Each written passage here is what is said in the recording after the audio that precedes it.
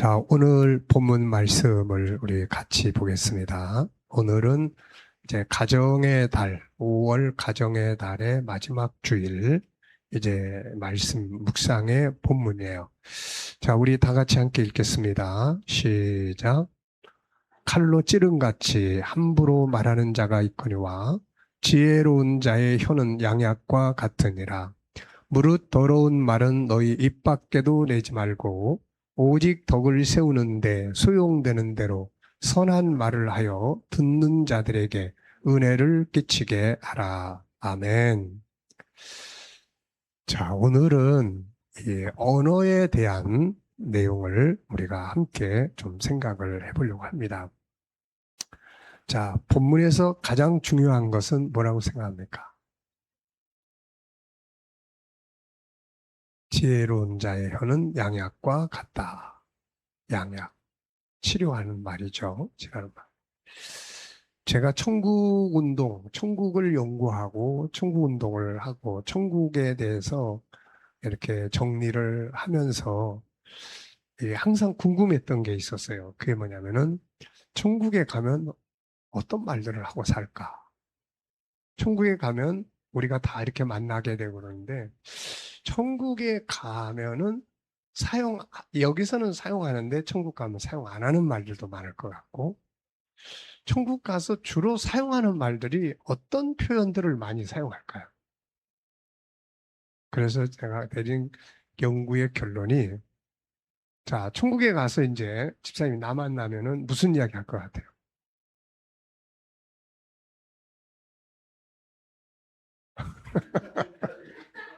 인사. 예, 예. 너무 반가운. 그 다음에 또 고맙다는 말. 네. 세상에서는 고마운 점이 잘 안 나타나잖아, 이렇게. 뭐, 내가 저 사람을 얼마나 배려하고 사는지, 내가 어떻게 저 사람을 위해서 하고 있는지, 이런 걸 서로 잘 모르잖아요. 근데 천국 가면 이게 다 드러난단 말이에요. 다 드러나니까 우선은 감사하다는 말이 제일 많을 것 같아요. 감사하는 말. 그 다음에 또 어떤 말이 또 많이 많을 것 같아요. 감사하다는 말. 비슷한데 칭찬하는 말을 많이 할 것 같아요. 그 사람이 세상에서 살아온 것들에 대해서, 수고한 것들에 대해서, 그 애쓴 것들에 대해서 다 이렇게 나타나니까, 아유, 정말 대단하세요. 정말 훌륭하세요. 정말 잘하셨어요. 뭐 이런 표현들. 그 다음에 또 하나 생각된 게 뭐냐면 이제 그 사람을 높여주는 말이죠. 천국에 가면 인간의 존귀한 모습이 다 이렇게 나타나는 거거든요. 세상은 보잘것없는 이런 수 있지만 그러나 천국에 가면은 우리가 다 천국의 왕으로서 우리의 존귀한 모습 이게 다 나타나기 때문에 존중이 여기는 말 이런 말들을 사용하지 않을까. 그래서 제가 이제 그러다가 천국을 연구하고 난 다음에 그래서 가장 먼저 연구하기 시작한 이제 나중에 G7 프로그램이라고 이름을 붙였는데 그게 이제 언어였어요. 언어. 천국인의 언어. 어떤 말을 사용할까?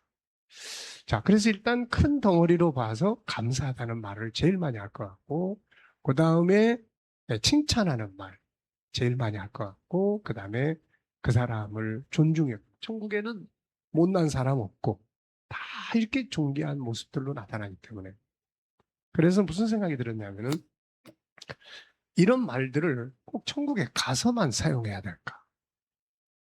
이 세상 사는 동안에 이런 말들을 사용하면 어떻게 될까? 예. 그래서 이제 언어 연구가 시작이 된 거예요, 이게. 그래가지고 언어에 관한 책만 제가 이제 세 권을 썼잖아요. 그래서 그러면서 이제 바깥 세상에 있는 언어에 대한 책들을 많이 갖다가 이제 읽어보면서 언어라는 게 얼마나 중요한가. 언어가 바뀌면 인생이 사실 다 바뀌는 거예요, 이게. 다 바뀌는 거예요. 그래 놓고 보니까 성경에서도 언어에 관한 이야기가 굉장히 많은 거예요. 그래가지고 제가 성경에서 언어에 대한 내용을 설명하거나 이야기하는 내용이 얼마나 많은가를 쭉 이렇게 찾아봤어요. 창세기부터 요한계시까지 다 뽑아보니까 이 A4 용지로 한 30장 정도가 나오는 거예요. 야, 이 성경도 이렇게 구원에 대한 이야기만 하고 있는 게 아니라 사람이 사용하는 말, 하나님과 우리의 관계도 사실 언어로 표현을 하잖아요. 언어로. 그러니까 하나님이 우리의 언어를 들으실 때 하나님이 굉장히 기분 좋은 언어도 있을 거고 하나님이 굉장히 불편한 언어도 있을 거고 뭐 우리가 언어 사용을 할 때 하나님 앞에 올려드리는 말들도 하나님을 존귀하게 여기는 말도 있을 거고 그렇단 말이에요. 이제. 그래서 언어 연구가 이제 시작이 됐고 우리 G7에서 언어를 굉장히 중요하게 이렇게 다루게 됐습니다. 그래서 이제 가족과의 관계, 가정의 달을 우리가 이제 마무리하면서 우리가 이제 부모 자녀 관계, 부부 관계, 또 이제 서로 상호 관계에 대한 말씀들을 우리가 지금까지 쭉 봐왔어요. 그럼 이제 이런 관계 속에서 서로 소통하고 관계를 연결해 주는 게 뭐냐면은 이게 언어거든요, 이게. 언어가 차단이 딱 되는 순간 관계가 깨지기 시작하는 거예요. 끊어지는 겁니다, 이게. 그래서 제가 이제 상담할 때 언어의 친밀감. 그러니까 지난번에 어떤 애기 엄마도 남편하고 친하긴 하는데 일반적인 친밀감은 굉장히 높아. 근데 언어의 친밀감은 안 좋단 말이에요, 이게. 그러면 이제 언어의 친밀감이 떨어질수록 이제 나중에 전체적인 친밀감도 떨어지기 시작을 하는 거예요. 그래서 언어의 친밀감을 우리가 이제 체크할 때 친밀감의 지수를 표현할 때 그냥 어떤 말이든지 간에 부담 없이 서로 이야기하고 그걸 받아주고 이해해주고 하는 단계를 10점 만점에 10점으로 이제 평가를 해요. 어떤 말이든지 편안하게 할 수 있다. 그리고 어떤 말을 해도 받아들여 줄 수 있고 그럴 수 있다. 이건 10점 만점에 10점. 그 다음에 이제 두 번째는 어떤 말을 하려면 굉장히 조심스러워하고 긴장해야 되고 이걸 받아들일까 안 받아들일까 그러면서 꿀꺽 삼켜서 그 말을 안 하고 지나가기도 하고 좀 조심스럽죠. 이런 관계의 언어의 친밀감을 10점 만점에 5점으로 이제 평가를 해요. 자, 그 다음에 이제 말만 하면 싸우게 된다. 이거는 이제 언어의 친밀감에서 0점짜리 처리합니다. 그래서 요거는 굉장히 위험한 단계예요. 말만 하면 싸운다. 그러면은 당연히 말을 안 하기 시작을 하겠죠. 말을 안 하기 시작하면서 정도 떨어지고 인간에 대한 모든 것들이 감정이 식어지기 시작을 해요. 그래서 헤어지게 되는 가능성 쪽으로 더 많이 기울어지는 거예요, 이게. 그래서 보통 이제 우리가 이렇게 이야기를 합니다. 어느 정도인 것 같아요? 10점 만점에 10점. 여기는 다 아주 훌륭한 언어의 친밀감. 그래서 뭘 하기 전에 언어의 친밀감을 먼저 높여가야 된다. 이게 참 아주 회복의 비결이고 행복의 비결이에요. 그래서 오늘 여기에 본문에서는 이제 칼로 찌른같이 함부로 말한다. 그러니까 상처 주는 말만 사용을 하는 거죠. 그러니까 병들어요. 이런 말만 계속 듣다 보면은 나중에 이제 병이 들어버립니다. 이제 반면에 지혜로운 자의 혀, 지혜로운 자는 양약과 같은 말을 하죠. 치료하는 말을 해요. 치료하는 말. 자, 그 다음에 에베소 4장 29절에 이건 신약인데 구약이나 신약이 똑같이 언어의 중요성을 굉장히 강조하고 있다는 거죠. 더러운 말은 입 밖에도 내지 말고 덕을 세우는데 이 성경이 새롭게 번역된 내용에서는 이렇게 번역을 해놨어요. 뭐라고 되어 있냐면은 사람을 세워주는데 필요한 말들을 이렇게 표현을 했어요. 그러니까 사람을 무너지게 하는 말도 있고 세워지는 말도 있거든요. 이게. 어떤 말을 하면 안 하려고 했다가도 하고 자기가 하는 일에 대해서 자부심을 갖고 일을 해 나가네요. 근데 어떤 말들을 다 들으면은 하다가도 그만두고 싶고 포기하고 싶고 이런 것들이에요. 그래서 이거를 중심으로 해서 오늘 여기에 세 가지의 이야기를 좀 하려고 합니다. 자, 우선 언어의 중요성을 한번 이렇게 쭉 정리를 해보면 우선은 병들게 하는 말, 치료하는 말, 요게 있다는 거. 그 다음에 이제 잠언 18장 21절, 그러니까 12장 18절은 병들게 하는 말, 이 치료하는 말. 요게 이제 18장 21절로 가면은 말은 사람을 죽이기도 하고 살리기도 한다. 그래서 요즘에 댓글 때문에 댓글 때문에 애들이 죽기도 하고 막 자살하기도 하고, 예수님도 언어 폭력, 언어 살인에 대한 이야기를 이제 팔복에서 하셨죠. 그래서 옛사람은 직접 사람을 죽여야 살인죄로 심판을 했는데 나는 너희에게 이렇게 이야기한다. 그러면서 라가라 하는 자, 이 라가라는 말은 욕이에요. 이렇게 비난하는 말. 그래서 그것도 어떤 비난이냐면 미련한 놈, 바보 같은 놈, 멍청한 놈, 요런 말들을 하는 자는 지옥불에 던져진다.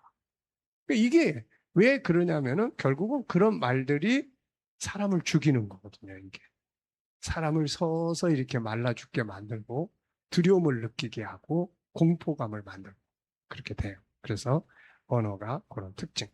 그 다음에 이제 여기 없지만은 언어의 중요성 중에 또 쭉 이렇게 이야기해 보면은 세워주는 언어도 있고 무너지게 하는 언어도 있다. 그 다음에 이제 네 번째 또 가서 보면은 뭐 어떤 말들이 있냐면은 말이 이제 복과 저주가 다 말을 통해서 나온다. 복을 빌기도 하고 저주를 하기도 하고, 이게 다 언어를 통해서 복을 받기도 하고 저주를 받기도 하고 이렇게 되는 거예요. 그래서 말이 시가 된다, 이런 말들 그래서 하는 거예요. 그 다음에 보면은 행복과 불행도 다 언어에서 만들어지는 거예요. 이게. 알고 보면은 어떤 물질적인 거, 어떤 주변 상황, 뭐 이런 것들이 행복, 불행의 요소인 것 같은데, 안에 조금 더 들어가 보면 이거를 어떻게 생각하고 이걸 어떤 말을 통해서 이걸 수용하느냐에 따라서 어려운 일도 행복해질 수 있고 좋은 상황도 불행해질 수 있고. 네. 맨날 원망하는 말만 계속 한다면 아무리 좋은 환경에서도 불행해질 수밖에 없는. 근데 아무리 어려운 환경에서도 감사할 조건을 자꾸 찾아서 감사하는 말을 하면은 이게 이제 행복의 이제 도구가 되는 거예요. 그러니까 어떤 사건 자체보다는 어떤 말을 계속 사용하느냐에 따라서 행복과 불행이 또 갈라진다. 그런 거예요. 그 다음에 보면은 언어가 사람을 만들어요, 이게. 사람. 태어날 때 만드는 거 말고 살아가면서 그 사람의 인생을 만든다는 거예요. 그 사람 인생. 그래서 천재, 바보 이런 것들이 다 알고 보면은 사람의 말이 그 사람을, 원래 태어날 땐 다 천재성을 가지고 오는데 이걸 바보로 만드는 것도 사람의 말이에요. 다 사람의 말이 그 사람을 바보로 만들어. 똑똑한 사람을 계속해서 누가 옆에서 뭐라 그러니까 주눅 들어가지고 나중에는 잘 하던 것도 못하게 되고 이렇게 돼요. 그래서 사람을 만들어 가는 거예요. 그래서 잠언 27장에 이런 말씀이 있어요. 잠언 27장 21절에 보면 금과 은은 풀무나 이런 걸로 단련을 하는데 사람은 칭찬으로 단련을 한다. 그러니까 사람을 만드는 거예요. 이렇게. 태어날 때 잘 만들어져서 왔는데도 잘못된 언어를 계속 사용하는 사람들이 옆에 있으면 이 사람은 인생이 잘못 만들어지는 거죠. 이게. 그리고 이제 또 이 언어라고 하는 것은 관계를 실패하게도 하고 성공하게도 만들어요.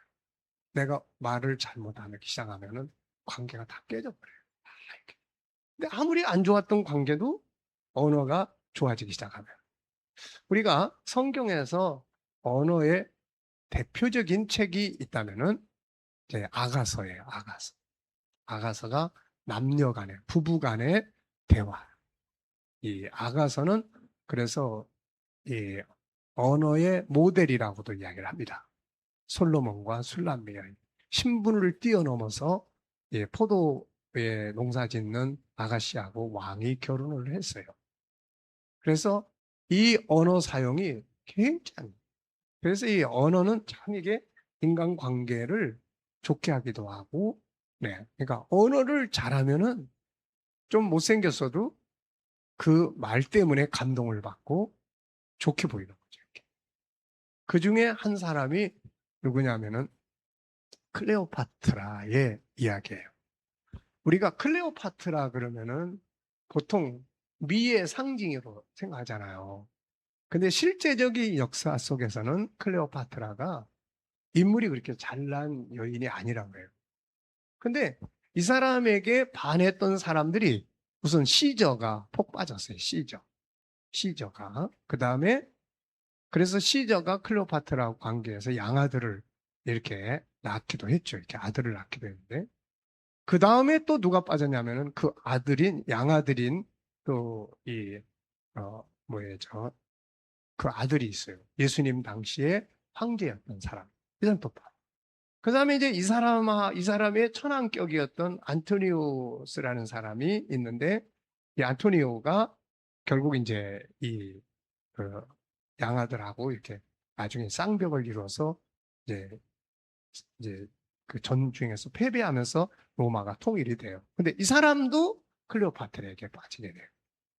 그러니까 왜 이렇게 이 여자하고 이렇게 사람들이 빠지게 되느냐. 그래서 이유를 어디서 찾냐면은 이 여자가 말을 잘해. 하여튼 그 여자하고 앉아서 이야기를 나누다 보면은 사람들이 감동을 받아. 그래가지고 그 여자를 좋아하게 되는 거예요. 그래서 언어가 당시에는 이제 로마나 또 그리스나 이런 쪽에서는 말을 굉장히 중요하게 여겼거든요. 말. 왜냐하면 철학적이고 문학적이고 그래. 자, 이제 솔로몬하고 술람미도 그렇게 언어가 보면 굉장히 문학적이고 상대방을 높여주고 칭찬하고 하여튼 좋은 표현은 그 안에 다 들어있어요. 이렇게. 근데 이 두 사람도 나중에 결혼을 하고 나서 갈등이 와요. 싸움이 옵니다. 근데 그 다투게 되는 배경을 이렇게 이 내용을 쭉 보면 언어가 싸나워졌어요. 언어가. 그래서 이제 이 두 사람이 그 다투고 그러다가 빨리 또 회복을 하죠. 근데 회복할 때 뭐가 바뀐 걸 볼 수 있냐면은 언어가 바뀌어 있는 걸 볼 수가 있어요. 그래서 이 언어라는 것은 인간관계를 성공시키기도 하고 실패하기도 만드는 거죠. 그리고 결론적으로 보면은 이 언어는 인생을 만듭니다.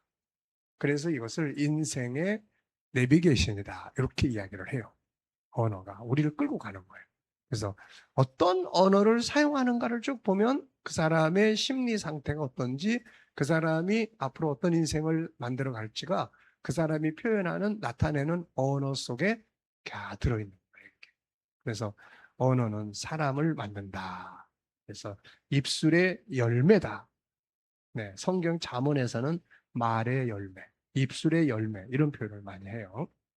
자, 그래서 언어는 참 중요하다 하는 것을 우리가 알 수 있고. 그 다음에 이제 두 번째는 언어를 사용함에 있어서 언어는 특징이 있어요. 어떤 특징이냐면은 우선 언어는 선택의 특징이 있어요. 선택. 같은 사건에 대해서 이야기를 하더라도 이 말을 쓸 수 있고 저 말도 할 수 있고 한 가지 언어만 있는 게 아니라는 거예요. 그래서 언어는 선택이다. 같은 말이라도 선택을 할 수 있다는 거죠. 선택. 자, 이 안에 들어있는 이제 물에 대해서 우리가 이야기를 할 때도 참 많은 말을 할 수 있잖아요. 자, 한번 한마디씩 해보세요. 물에 대해서 이야기를 할 때. 시원하다. 또, 또 어떤 말을 할 수 있어요? 아, 물 차가워요? 네. 더워요? 자, 각자가 이렇게 물이라는 주제를 딱 내놓으면 언어가 다양하게 표현이 되는 거예요. 그러니까 어떤 언어를 할 때 같은 물이라는 말을 이제 우리가 다 사용을 해요. 근데 그 표현을 할 때 어떤 사람의 말은 그냥 평범하고 어떤 사람의 말은 굉장히 뭔가 시적이고 어떤 사람의 말은 굉장히 그 말을 들을 때 먹고 싶어지고 이렇게 되는 거예요. 그래서 광고에서 가장 중요한 거는 언어의 선택이거든요. 그러니까 어떤 언어는 들어도 별로 맹숭맹숭한데 어떤 언어를 딱 들으면은 나도 저거 한번 사봤으면 좋겠다. 이 생각이 팍 드는 거예요, 이게. 그러니까 비즈니스에서도 언어는 굉장히 중요해요. 그래서 언어는 선택할 수 있다. 그러니까 우리가 이야기를 할 때 항상 이럴 때 가장 지혜로운 말은 어떤 말일까? 네. 가장 지혜로운 말은 어떤 말일까? 왜냐하면 언어가 하나만 있으면은 선택의 여지가 없어요. 그냥 그 말만 해야 돼. 근데 다른 말도 할 수 있고, 그러니까 이왕이면 선택을 잘하는 게 중요해요. 그 다음에 두 번째 특징은 언어는 디자인이 가능하다. 편집이 가능하다는 거예요. 비슷한 말이지만은 같은 말도 참 말 이쁘게 참 잘한다. 같은 말도 참 정말 감동적이다. 오늘 에베소 4장 29절에 보면 은혜를 끼치게 해라. 은혜로운 말. 같은 말을 해도 은혜가 돼. 그 사람 말 들으면 은혜가 되는 거예요. 그 사람 말 다 들으면 감동이 되는 거예요. 그래서 이 편집, 상담할 때 이제 우리가 이제 이런 경우도 있어요. 그래서 언어를 한 주간 사용해보는 언어를 한번 쭉 적어보세요. 하루 동안 사용하는 말, 내가 주로 어떤 말을 많이 사용하는지. 왜냐하면 이따가 이야기하지만은 언어는 정보 역할을 해요. 그러면 이제 정보는 뭘 만드냐면 감정을 만들어요. 그러니까 내가 어떤 말을 쓰는가에 따라서 이 말이 내 안에 들어와 가지고 내 감정을 형성하는 거예요. 계속해서 난 쓸모없는 놈이야. 이 말을 그냥 틈날 때마다 하고 산다고 생각해 보세요. 아유, 내 인생은 그러면 이 말이 계속 정보가 돼서 들어와 가지고 내 감정을 눈사탕처럼 만들어요. 솜사탕처럼 만들어요. 이렇게. 그러면 나중에 맥에 쭉 빠지고 인생이 별 재미도 없고 살 맛도 안 나고 감정은 행동을 만드는 거예요. 이렇게. 그래서 편집을 잘해야 돼요. 그래서 그렇게 이제 쭉 언어를 정리를 한 걸 보면은 이 사람의 심리 상태가 어떻게 되는지를 알 수가 있어요. 그래서 상담을 할 때 필요한 게 뭐냐면 이제 편집을 해줘요. 편집. 요 말 빼고 이런 말을 쓰세요. 원망하는 말 빼고 감사하는 말을 한번 써보세요. 처음에는 감사하는 감정이 안 생겨. 근데 감사하는 말을 계속 사용을 하면 이 언어가 내 안에 들어와서 감사할 감정을 만들어요. 네. 그래서 언어는 편집. 그 다음에 언어의 특징 중에 또 하나는 창조예요. 언어. 뭔가를 만들어내요. 계속 난 앞으로 뭘 할 거야. 난 어떤 걸 하고 살 거야. 난 어떻게 살 거야. 뭘 어떻게 해야 되지? 이런 언어들을 계속 하는 사람들은 뭔가 계속 만들어냅니다. 이게 언어 창조예요. 천지 만물이 생각에서 먼저 시작이 되고 그 다음에 하나님이 언어를 통해서 밖으로 표출하죠. 빛이 있으라. 만물이 있으라. 그래서 언어는 창조입니다. 인간이 새를 보고 계속해서 어떻게 날아다닐 수 있을까? 이 말을 계속 쏟아내더니 비행기가 나오는 거예요. 달을 보면서 계속 저 달에는 뭐가 살까? 달에 가볼 수 있는 방법은 없을까? 이 말을 계속 하더니 인류가 달을 가는 로켓을 만들어 가지고 가는 거예요. 그래서 언어는 창조입니다.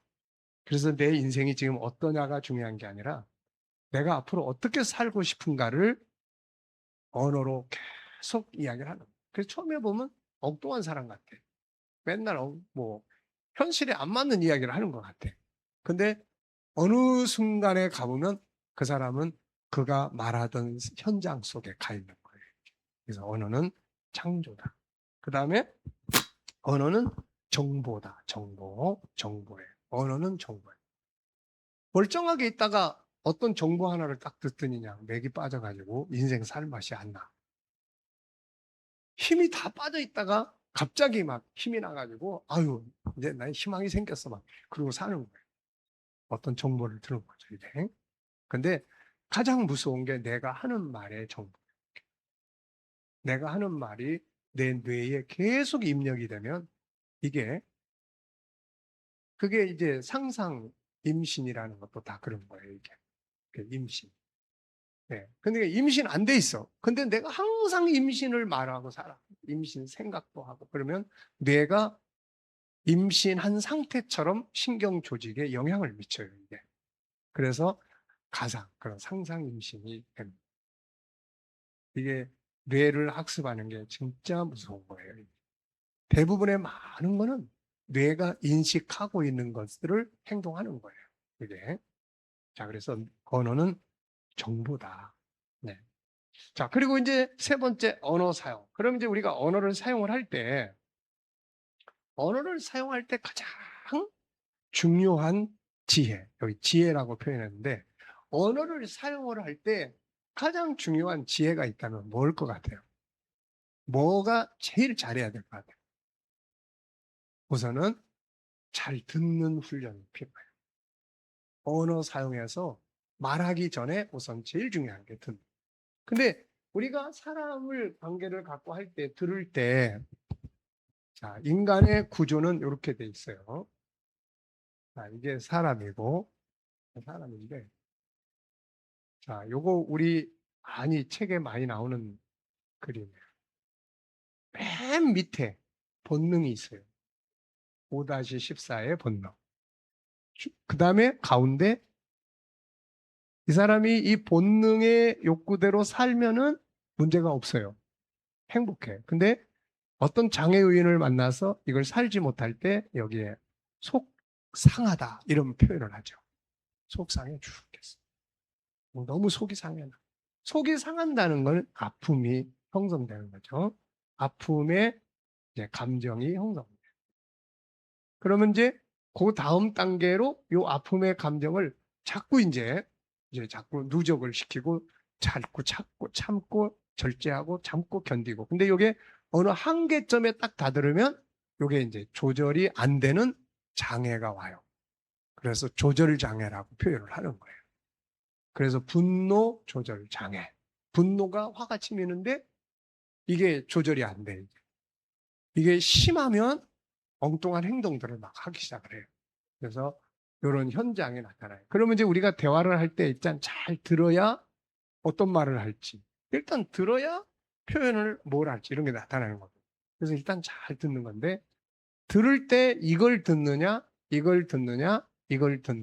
따라서 그 다음에 내가 이제 말이 나오는. 요걸 들으면 어떻게 될까? 막 화내고 성질내고 무기력해지고 막 이런 상태를 보면은 그것만 딱 보거나 들으면 어떨 것 같아? 같이 막 화가 나요. 같이 막 속상해. 미칠 것 같아. 예? 근데 요거는 여기에 의해서 나온다. 그러면 이제 이 소리를 들어. 이 사람이 막 소리 지르고 막 그럴 때 이걸 화낸다고 생각하는 게 아니라 아파서, 아파서 외치는 소리구나. 이렇게 듣는다는 거예요. 요걸 듣는 거예요. 요걸 들으면은 내가 어떤 말을 할 것 같아? 내 감정이 어떻게 될 것 같아? 그래서 예수님이 팔복 중에 불쌍히 여기는 자가 긍휼히 여기는 자가 복이 있다. 근데 이 긍휼히 여긴다는 거는 아픈 상처를 봐야 긍휼히 여길 수가 있어요, 이게. 그렇잖아요. 막 누가 아파가지고 막 하면은 막 어때요, 마음이? 안타깝잖아. 그래서 이 화낸다고 같이 싸우는 게 아니라 같이 부둥켜 안고 울기도 하고, 이렇게. 그리고 요걸 들으면 이제 요 소리를 들어. 요거는 여기에 의해서 나오는 거예요. 그러면 이제 이 소리를 계속 들으면 어떻게 될까요? 이제? 이 소리를 들을 수 있어. 나는 아파. 근데 여기는 나는 이렇게 하고 싶은데 이게 안 돼서 아프단 말이야. 이 말이거든요. 근데 이걸 들으면은 어떤 말이 나올까? 이거를 돕기 위한 말을 하겠죠. 내가 뭘 도와줄까? 그러니까 화를 내는 게 아니라 많이 아프구나. 내가 뭘 도와줄까? 어떤 걸 하고 싶어? 뭐가 안 돼서 그래? 요걸 이제. 그래서 제일 성숙한 듣기는 욕을 듣는 거죠.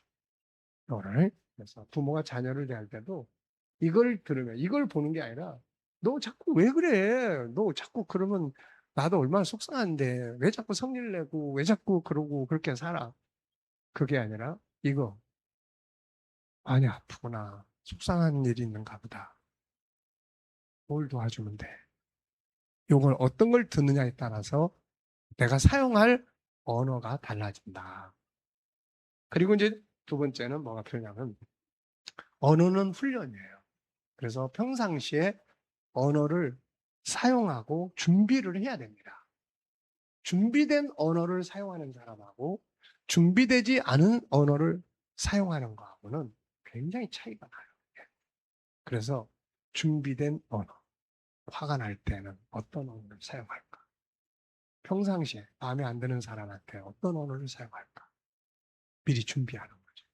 그래서 바울사도가 로마서 이 에베소 6장에서 전신갑주를 입으라고 할 때 그 중에 하나가 뭐냐면 평안의 복음으로 예비한 신을 신으라 이렇게 이야기해요. 그러니까 평안한 마음으로 준비가 돼 있으면 상대방을 대할 때도 평안하게 대할 수 있거든요. 이게 준비가 안 돼 있으면은 상대방 말이 내 감정을 격화시킬 수도 있고 이렇게 돼요. 그래서 준비된 언어, 평상시 언어 훈련을 그래서 늘 하는 거예요.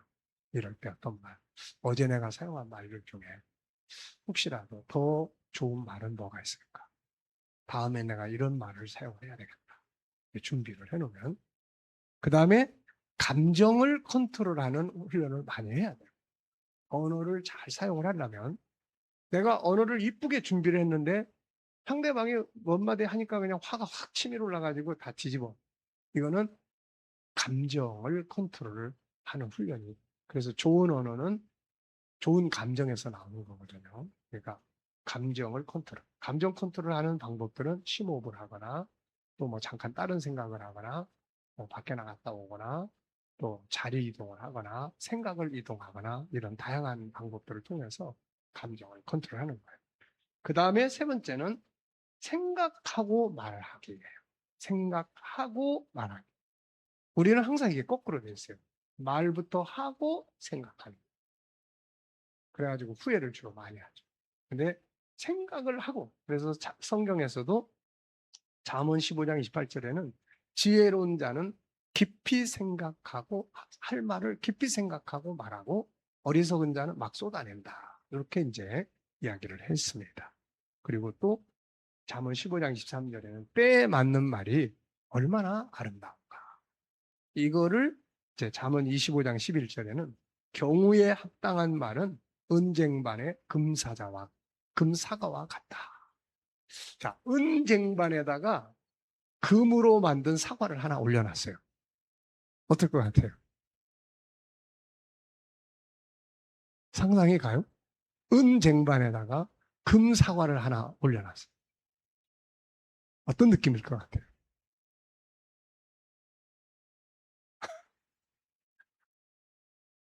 사과를 좋아하시네. 네. 자, 그러니까 때에 맞는 말.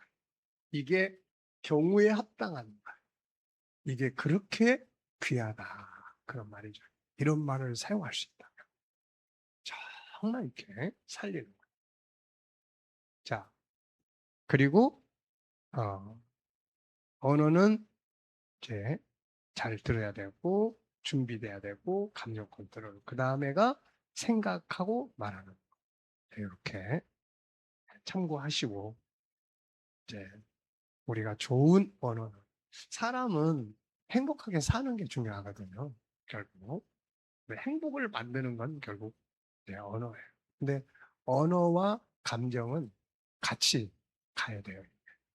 그래서 왜냐하면 상대방이 이야기를 할 때 기분 좋은 말만 하는 게 아니라 막 기분 상하게 하는 말도 많이 하거든요. 그러면은 그걸 이제 내가 그 감정을 잘 해야 되거든요. 그래서 일단은 이제 그런 부분들을 이렇게 상대방이 말할 때 내가 상처를 받지 않고 내 감정이 막 격화되지 않아야 준비된 말을 할 수가 있거든요. 그래서 언어, 감정. 자, 뭐 질문하실 거 있습니까? 잘 아시겠죠? 하나는 언어의 중요성, 그 다음에 언어의 특징. 언어는 이런 특징들이 있다. 그 다음에 언어를 사용할 때 어떤 게 지혜로 막 말해버리는 것보다 어떤 말을 할까? 언어는 선택이니까 좀 생각을 해보면 훨씬 좋은 단어를 고를 수 있고 감정이 순화된 단어를 사용할 수 있고 이렇게 되거든요. 아무리 좋은 언어도 감정이 격해진 감정이 거기 딱 얹혀지면은 이거는 이제 배탈나게 만드는 거예요. 이게. 네.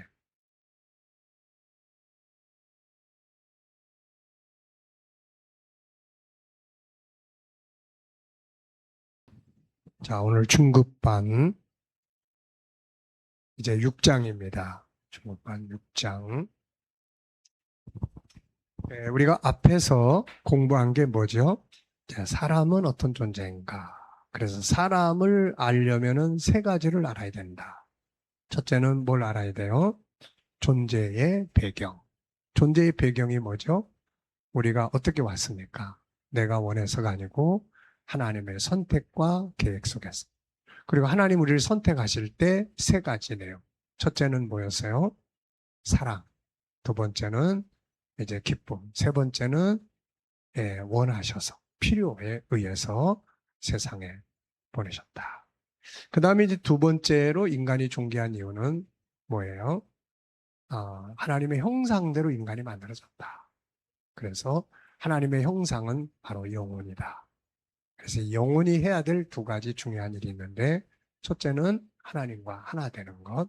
두 번째는 우리 속에 들어있는 영혼 속에 들어있는 하나님을 닮은 속성들을 열심히 찾아서 개발하고 훈련하는 것. 이게 세상을 다스리는 능력이다. 이게 있기 때문에 인간이 존귀하다. 세 번째는 궁극적인 목적이죠. 존재하는 궁극적 목적이 뭐냐? 살다가 끝나는 거냐? 그게 아니라 하나님의 나라로 돌아가서 영원히 영생의 복을 누리는 것이다. 그래서 인간의 가치가 여기에서 나온다. 세상은 사람의 가치를 뭘로 평가한다고 그랬어요? 하나는 약육강식, 하나는 물질주의. 여기에 의해서 평가가 되기 때문에 사람은 교만해지거나 열등감에 빠질 수밖에 없는 거예요. 이게 고통이에요. 그래서 세상이 정한 기준에 의해서 우리를 평가하지 말고 우리는 하나님의 말씀, 창조주의 기준에 의해서 나의 가치를 평가해야 된다. 자, 그러면 이제 이렇게 만들어졌어요. 자, 내가 선택을 했어. 내가 사랑하고, 내가 필요로 하고, 내가 기뻐하고, 나의 형상을 줬어요. 그리고 궁극적으로 나와 함께 영원히 살아. 그러다 보니까 여기서 이제 뭐가 나옵니까? 하나님의 사랑이 등장하는 거예요. 사랑. 왜냐하면 나를 닮았고, 나를 만들었고, 내가 내 형상을 줬고, 나와 영원히 함께 할 자고, 그래서 사람은 자기 것은 굉장히 중요하게 여기는 거예요. 자기 자녀, 자기 환경, 자기의 어떤 것, 내가 만든 것, 내가 그린 것, 내 창조물, 뭐 이런 건 저 다 소중히 여기는 거예요, 이게. 그래서 하나님도 그래서 인간의 관계는 종교라기보다는 가족 관계예요. 가족 관계. 우리가 철학과 종교의 차이점이 뭐라고 했어요? 철학은 신이 없는 거예요. 인간이 본질을 찾으려고 하는 노력을 철학이라 하고 종교는 신이 있는 거예요. 근데 가족은 어때요? 신을 뛰어넘습니다. 만약에 하나님과 우리의 관계가 단순히 종교 관계, 신과 우리 피조물의 관계로만 돼 있으면 굉장히 무서워요. 근데 우리 기독교는 종교 관계를 뛰어넘는 가족 관계다. 그래서 하나님이 우리 아버지, 좋으신 아버지. 예. 그래서 사랑이라는 게 이제 세상의 아버지 자녀 관계는 약육강식에 물들어 있으면은 힘의 논리에 의해서 지배하는 관계가 되기 때문에 아버지와 자녀 관계가 힘든 관계가 될 수가 있어요. 근데 하나님 아버지와 우리의 관계는 힘에 의한 지배의 관계가 아니라 사랑의 관계다 하는 걸 우리가 알 수 있습니다. 그래서 6장에서는 인간에 대한 하나님의 사랑을 이야기하는 거예요. 자, 다 같이 한번 읽어보겠습니다. 본문. 사랑하지 아니하는 자는 하나님을 알지 못하나니 이는 하나님은 사랑이시다. 하나님이 사랑이 우리에게 이렇게 나타난 바 되었으니 하나님이 자기의 독생자를 세상에 보내시면 그로 말미암아 우리를 살리려 하심이라. 사랑은 여기 있으니 우리가 하나님을 사랑하는 것이 아니요 하나님이 우리를 사랑하사 우리 죄를 속하기 위하여 화목 제물로 그 아들을 보내셨다. 자, 십자가는 그래서 사랑의 증거다 하는 걸 볼 수가 있죠. 자, 읽어보겠습니다. 성경을 통해서 나를 보고 나면 하나님이 나를 얼마나 사랑하시는지를 알 수 있게 됩니다. 하나님이 나를 사랑하는 이유는 힘이 있어서나 물질이 많아서가 아니라 우리가 그분의 선택, 그분의 형상, 그분과 함께할 그분의 자녀라는 데 있는 거죠. 우리는 우리를 향하신 하나님의 사랑을 깨달아야 합니다. 이게 행복이기 때문이죠. 성경은 우리를 향하신 하나님의 사랑을 표현한 사랑의 편지예요. 그래서 성경은 하나님의 사랑의 편지. 그 사랑은 네 가지로 나타나는데 첫째는 창조의 사랑이에요. 창조. 사랑이 없으면 이 창조가 되지 않아요. 사랑해서 창조가 시작이 됩니다. 그래서 이 창조는 세 가지로 나타났어요. 이미 우리가 살펴본 것처럼 하나는 사랑하시기 때문에 우리를 선택을 했습니다. 그래서 존재의 배경에서 하나님의 사랑이 시작이 된 거죠. 그래서 인간은 우연히 어쩌다가 존재하는 게 아니라 하나님의 특별한 사랑 속에서 선택되어 이 땅에 오게 됩니다. 시편 139편 13절로 18절, 에베소 1장 3절 6절에서 잘 설명하죠. 사람은 어머니의 태아의 잉태되기는 이미 하나님에 의해 선택되어졌어요. 중요한 것은 하나님께서 우리를 선택하실 때 강제로 어쩔 수 없이 선택한 게 아니라 사랑 안에서, 기뻐하심 안에서, 필요 안에서 우리를 선택했다는 거죠. 두 번째는 창조의 과정, 하나님의 형상대로 만들어진 거예요. 사람은 모든 피조물들은 다 흙으로 만들었어요. 흙으로. 근데 사람은 하나님의 형상이라는 단어를 사용했어요. 그래서 하나님의 형상이라는 말은 바로 영혼이라는 말이에요. 부모가 왜 자녀를 사랑합니까? 이유는 한 가지죠. 자녀가 부모의 형상을 가지고 있기 때문에요. 하나님의 피조물 중에 하나님의 형상을 받은 자는 사람뿐입니다. 그래서 사람만이 하나님을 아버지라고 부를 수 있는 거죠. 그래서 사람은 흙으로 된 육체와 하나님의 형상대로 만들어진 영으로 되어 있습니다. 중요한 것은 하나님의 형상을 가진 영혼인데 그 영혼 속에는 어떤 구조가 있냐면 유일성, 인격성, 거룩성, 사랑성, 영혼성의 구조가 들어있는 거예요. 우리 인간이 세상의 어떤 것보다 가치 있는 존재가 바로 여기 있는 거죠. 자, 세 번째 창조의 사랑은 어디서 완성이 되냐면은 하나님의 나라에서 완성이 되는 거예요. 존재의 궁극적 목적에서 그의 사랑은 절정을 이루게 된다. 하나님이 사람을 지으실 때 잠시 살다가 없어지는 존재로 만든 게 아니라 하나님과 함께 영원히 살도록 만들어졌다. 바울은 우리 성도들이 결국 주님과 함께 영원한 영광에 참여할 것이라고 설명했고 사도 요한은 하나님께서 우리를 위해서 예비하신 영원한 영광의 나라를 설명을 해주고 있습니다. 인간은 잠시 있다가 폐품 처리되는 것처럼 사라지는 게 아니라 이 세상과 비교할 수 없는 나라에서 영원한 삶을 살도록 만들어져 있습니다.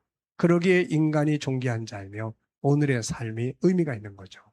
그러므로 하나님의 사랑은 어느 한순간에 시작됐다가 끝나는 게 아니라 영원 전부터 시작해서 영원토록 이루어지는 거죠. 이게 바로 하나님의 사랑이다 하는 거예요. 그래서 우리가 이거를 깨달아야 돼요. 이거를 이 영원한 궁극적인 목적, 이걸 알아야 세상을 이길 수가 있습니다. 세상 안에 들어있으면 세상을 이길 수가 없어요. 그 세상과 싸워서 집니다. 근데 하나님의 나라, 이 궁극적인 현장을 보면 세상을 이길 수가 있어요. 네, 그래서 하늘의 것에 대한 믿음을, 영원한 것에 대한 믿음, 이게 영생, 뭐 그러면 현실감이 없는 것 같은데 돈 그러면 현실감이 있죠. 이게. 근데 사실은 영생, 하나님의 나라, 영광에 대한 믿음이 더 커져야 세상을 이길 수가 있는 거예요, 이제. 자, 두 번째는 이제 구원의 사랑이에요. 첫 번째는 창조의 사랑, 두 번째는 구원의 사랑입니다. 자, 죄인된 인생과 죽음의 형벌. 하나님은 우리를 특별한 사랑으로 선택하시고 만드셔서 이 땅에 보내셨죠. 물론 우리는 영원한 삶을 위해 잠시 세상에 머물게 됩니다.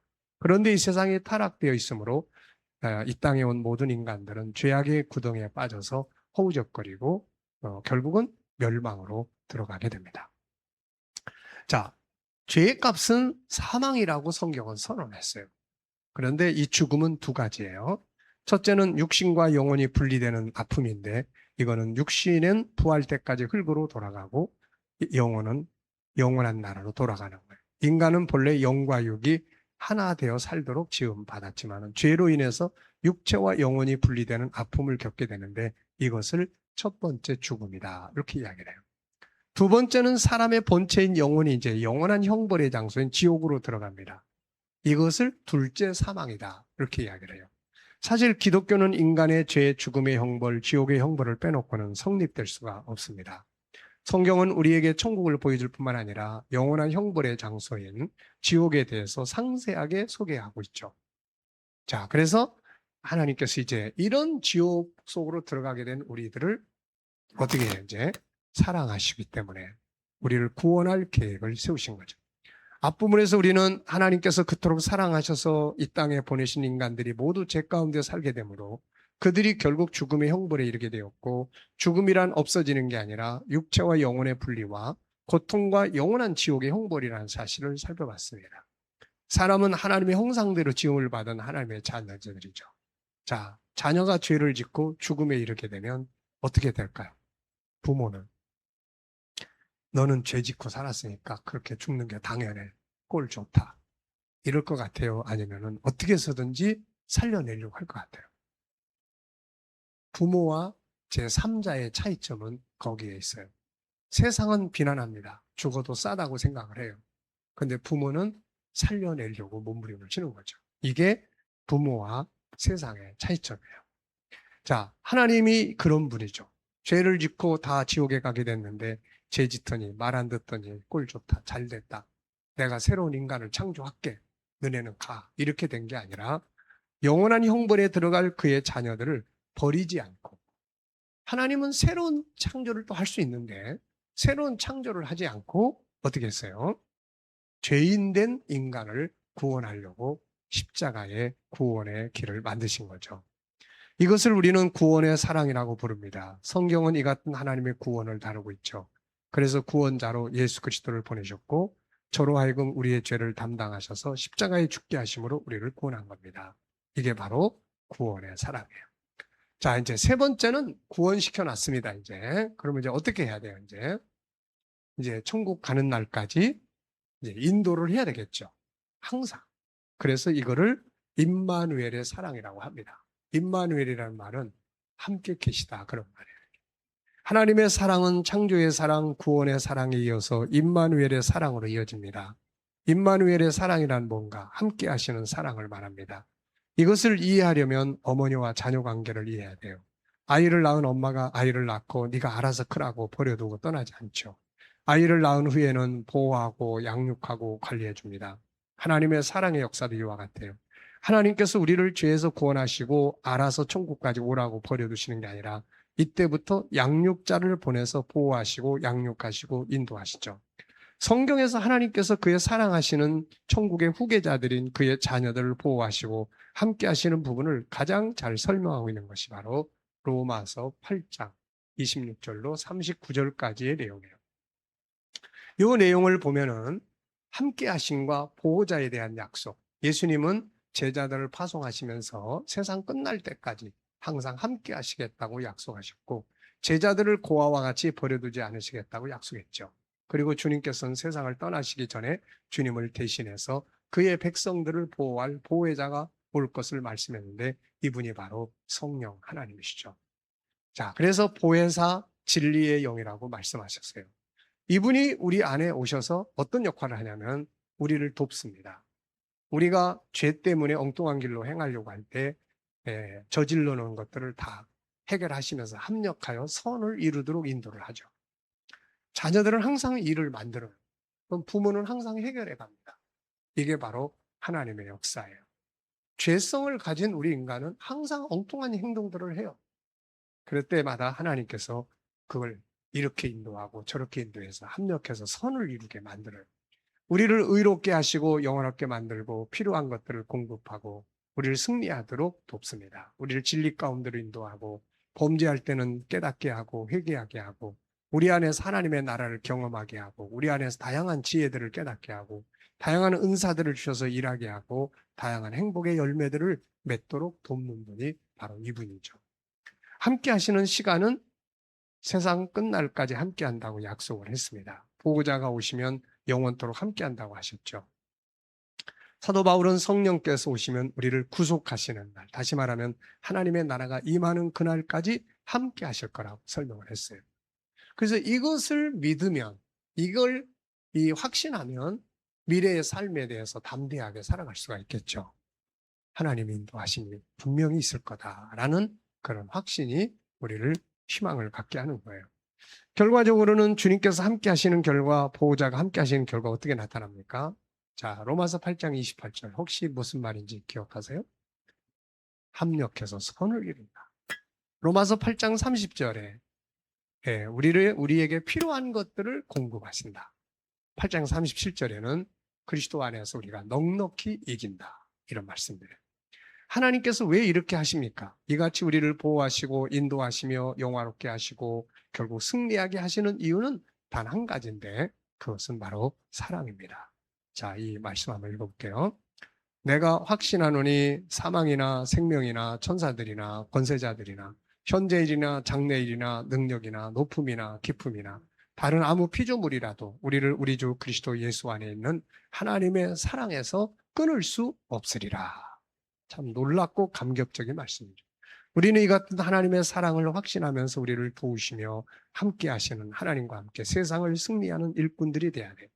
중요한 것은 이 땅에서 우리를 인도하시는 하나님의 역사하심을 때로는 이해할 수 없는 일도 많다는 거죠.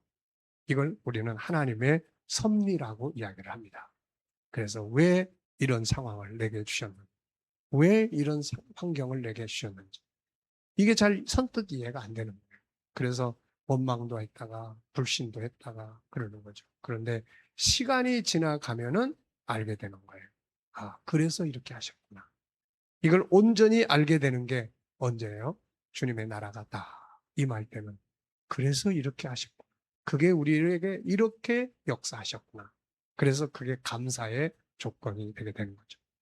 자, 이걸 임마누엘의 사랑이라고 합니다. 그 다음에 네 번째, 예비하신 사랑. 이게 창세기부터 요한계시록까지의 하나님의 사랑의 이야기인데요.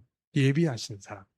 영원전부터 시작된 나 한 사람에 대한 하나님의 사랑의 역사는 이제 이 땅의 사명을 마치고 그분의 나라에 도착할 때 완성이 됩니다. 우리는 그날에 아버지께서 우리를 위해 예비하신 그 엄청난 사랑 앞에 감동과 감격을 갖게 되죠. 바울은 우리가 이 같은 하나님의 예비하신 사랑의 선물들을 깨닫게 되기를 기도했죠. 그는 이 같은 하나님의 예비하신 은혜의 선물들로 인하여 항상 감사했고 기뻐하며 찬송하며 살았어요. 이 사람은 거기 가서 예비한 사랑의 현장을 보고 왔기 때문에 너무너무 감격 속에서 오늘의 현실을 극복하고 사는 거죠. 다윗 역시 이 같은 예비된 기업을 인하여 즐거워하며 살았고 아브라함도 이런 기업을 바라보면서 이 땅에서는 잠시 사는 사람처럼 살게 되었던 거죠. 무엇이든지 할 수 있는 능력이 있는 아버지가 있다면 그의 자녀들의 장래를 위해서 엄청난 아름다운 것들을 예비하려고 할 것입니다. 마찬가지로 우리의 아버지께서는 창세전에 그토록 사랑하셔서 선택하시고 그의 형상대로 창조하신 그의 자녀들을 위해 그리고 그의 피로 값주고 사신 그의 자녀들을 위해서 그리고 일평생 때로는 괴로움으로 때로는 기쁨으로 인도하시면서 보호하셨던 그의 자녀들을 위해 너무나 엄청난 영광의 기업들을 예비해 둔 거죠. 그 기업의 영광을 직접 보고 왔던 바울은 그 영광이 이 세상의 고난과 감히 비교할 수 없다고 했고 이 세상 것들보다 더 좋은 것이라고 설명을 했죠. 하나님의 사랑은 여기서 완성이 됩니다. 그러므로 우리는 이 같은 크신 그의 사랑을 깨달을 수 있도록 힘써야죠. 우리가 그분의 사랑을 바로 깨달을수록 우리의 인생은 감격과 감동 그리고 변화와 행복을 누리게 됩니다.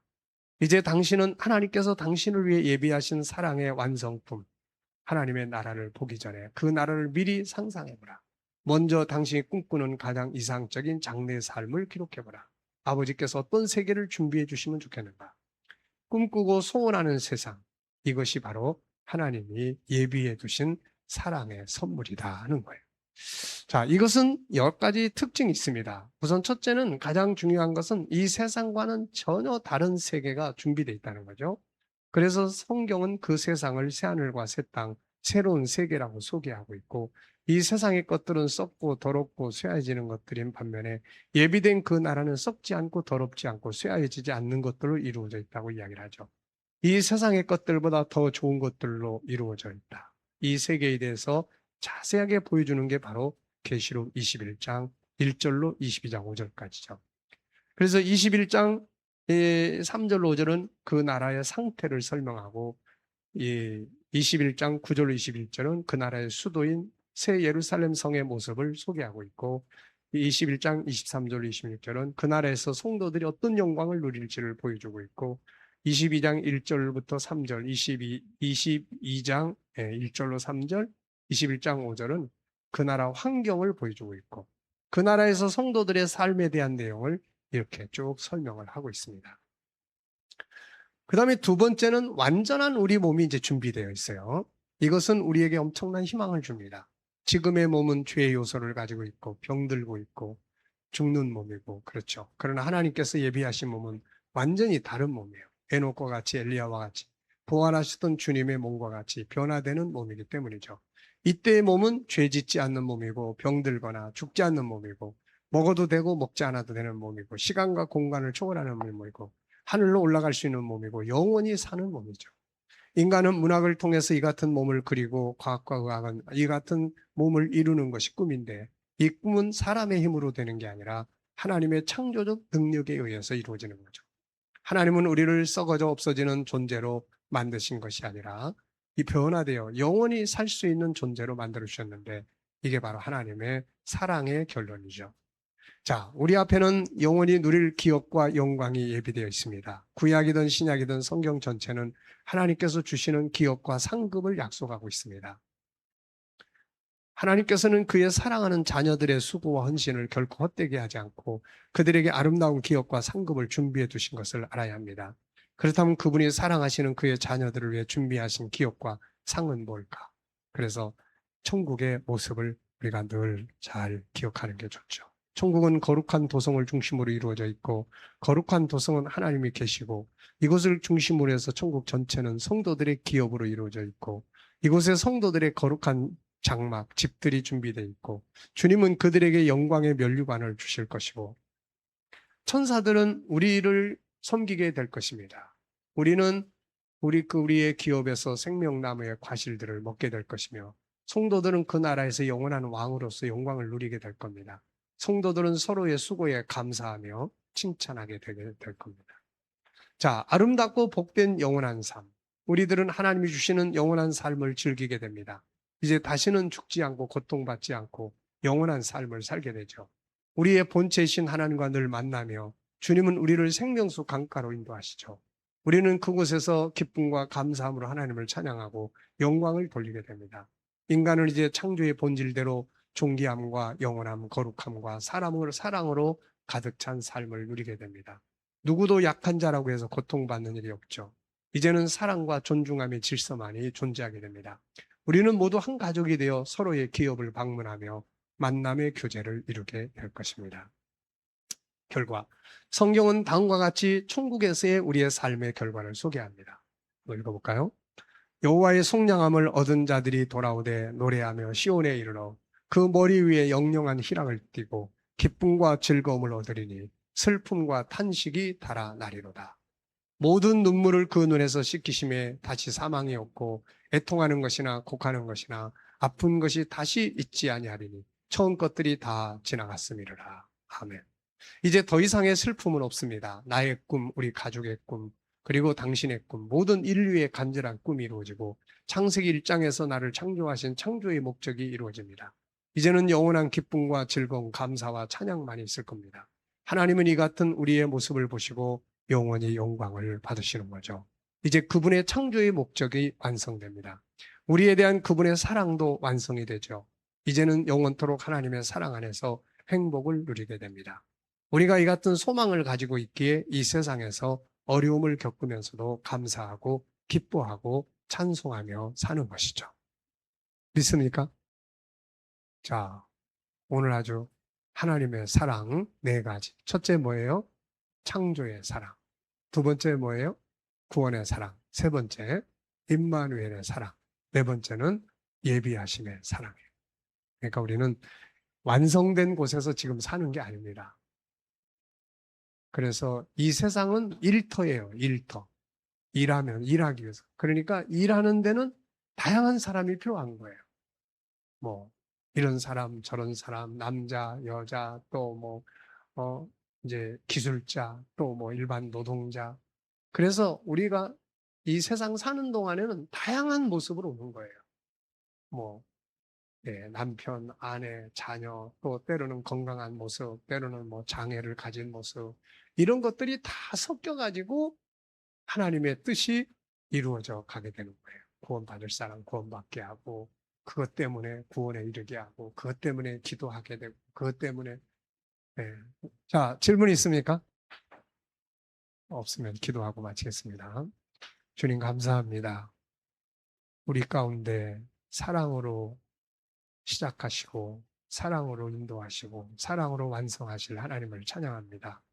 우리가 더욱더 날마다 하나님의 사랑을 하나씩 하나씩 깨달아가게 하시고, 사랑의 예비하심을 하나씩 느껴갈 수 있게 하셔서, 우리가 감당해야 될 모든 십자가들을 은혜 아래에서 잘 감당하고, 주님 앞에 영광스러운 모습으로 설 수 있도록 인도하여 주시옵소서. 감사하며 예수님의 이름으로 기도하옵나이다. 자, 수고하셨습니다. 감사합니다.